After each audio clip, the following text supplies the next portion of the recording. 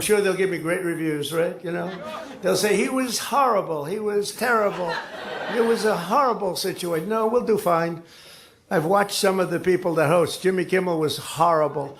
And some of these people, if I can't beat out Jimmy Kimmel in terms of talent, then I don't think I should be president. Donald Trump did not aim at Jimmy Kimmel's punchlines this time. He aimed at the foundation beneath them. In a late-night post followed by a rally jab, he branded Kimmel a paid propagandist, suggested he was reading from hidden scripts, and claimed he was lying to America for ratings.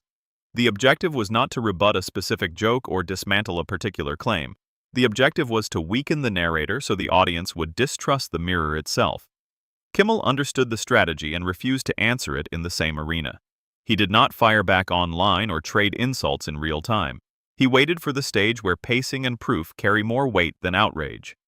When the show began, he opened with two ordinary jokes. Nothing political, letting the audience settle into familiar laughter. He was obviously very excited to headline this once prestigious event. He even waddled the red carpet where he was all fired up. How have you prepared to host tonight?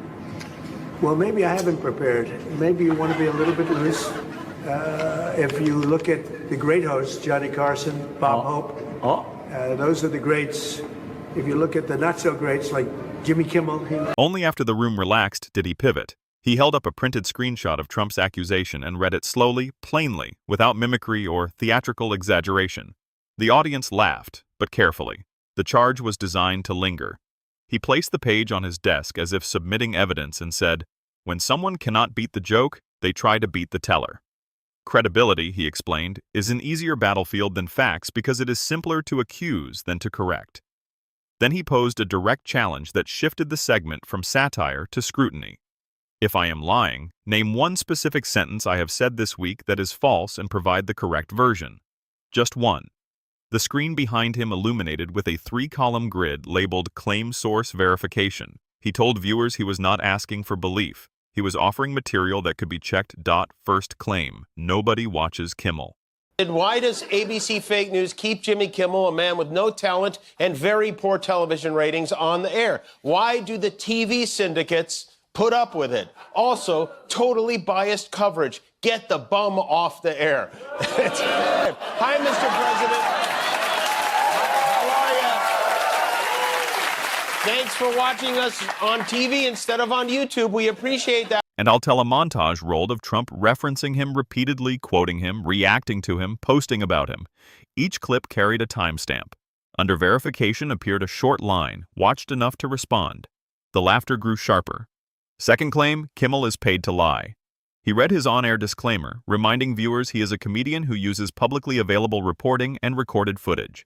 Then, he displayed fundraising messages, branding critics as bought and controlled. If everyone is paid, he said, the only unpaid person is the one selling you that narrative. The audience responded louder now, recognizing the pattern. Then he introduced what he called the credibility test. 30 seconds, one question, no detours. A digital timer appeared behind him. Looking directly into the camera, he repeated the challenge. You have accused me of lying, so identify one false sentence and correct it. The clock began ticking. In the history of the American presidency, he takes precious time on the toilet to post about our show. Keeps saying we have bad ratings, and you should listen to him because if anyone knows about bad ratings, it's that guy.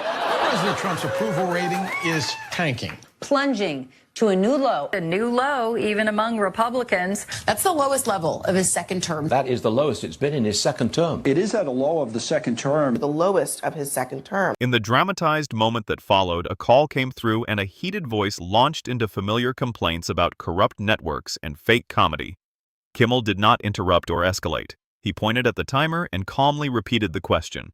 The audience began laughing, not at the shouting, but at the evasion. The ticking seconds transformed chaos into measurement, and the absence of a specific correction became increasingly visible. When the buzzer sounded, Kimmel raised his hands and said, "There it is!" The voice continued at full volume, but the focus had shifted. The room was no longer reacting to tone. Kimmel concluded that when someone cannot correct the record,